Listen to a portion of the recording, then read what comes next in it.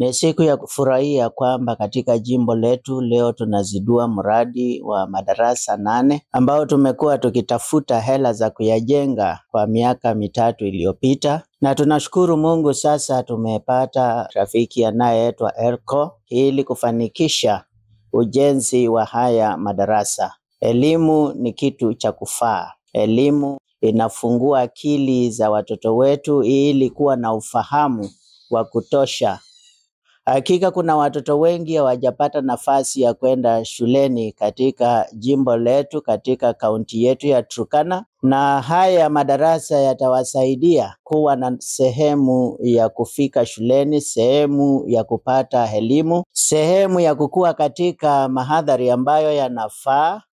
Wazazi na kila mtu anayehusika, walezi wa watoto, wajue kwamba elimu inafungua akili za watoto wetu, na hivyo basi ni vizuri kuchukua nafasi kuweza kupeleka watoto wetu shule ili waweze kupata njia za kujikimu siku zijazo, na waweze pia kutusaidia kuendeleza hii sehemu ya Turkana ambao bado iko nyuma katika maendeleo katika nyanja zote.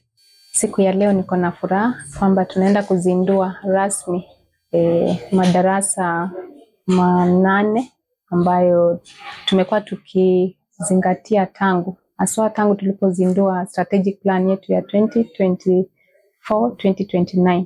So baadhi ya vipengele ambao iko katika hiyo strategic plan ni kuweza kujenga madarasa. Na tunashukuru Mungu kwa sababu siku hii ya leo tumepata kuhitimisha kwa maombi. Tumeweza kupata wafadhili ambao wameweza kutusaidia kuweza kujenga haya madarasa. Kwa hivyo siku ya leo ni siku maalum kwetu ambao tunaenda kuzindua rasmi mpangilio huo wa kuweza kujenga madarasa hayo.